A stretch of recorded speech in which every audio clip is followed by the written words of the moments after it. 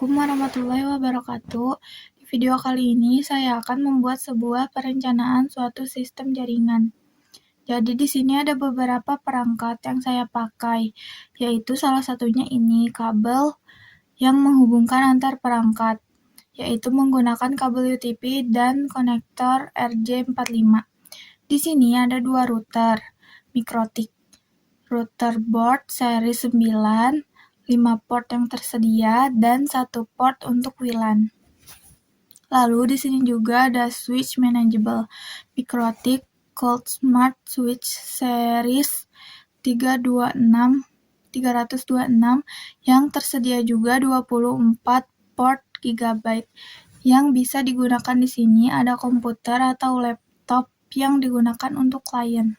Nah, cara kerjanya yang pertama, sumber internet langsung terhubung melalui kabel ke Ether 1 pada router utama. Router utama ini yang membuat atau memberikan layanan wireless LAN atau Wi-Fi untuk digunakan klien.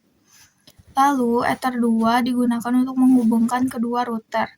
Jadi, penghubung antara dua router. Nah, di sini Ether 2 di router 2 ini sebagai terang. Terang ini untuk VLAN atau virtual LAN yang nanti akan tersambung ke switch manageable. Ada layanan jaringan apa aja ya di sini itu? Jadi yang pertama ada Internet Gateway. Internet Gateway itu adalah pintu keluar utama seluruh jaringan menuju internet.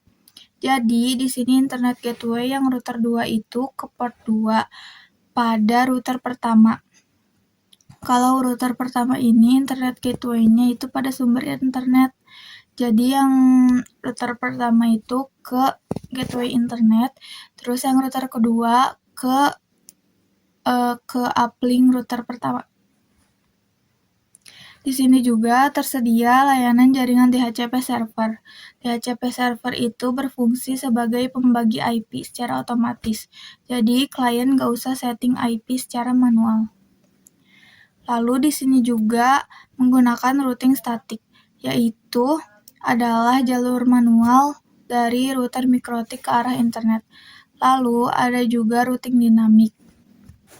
Routing dinamik adalah pertukaran jalur otomatis antara dua router, supaya router saling bertukar informasi dan kenal satu sama yang lain. Routing dinamik yang dipakai di sini yaitu OSPF, atau Open Shortest Path First, adalah protokol routing dinamis sejenis Interior Gateway Protocol atau IGP yang bekerja berdasarkan konsep link state dan algoritma Dijkstra.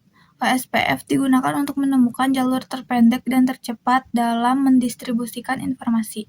Fungsi utamanya mendeteksi perubahan topologi secara dinamis dan menghitung ulang rute baru tanpa perulangan.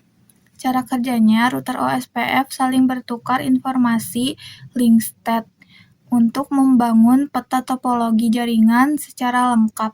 Ini router 2 terhubung ke bawah, yaitu ada VLAN, virtual LAN. Itu memisahkan jalur data atau membagi jaringan menjadi 3.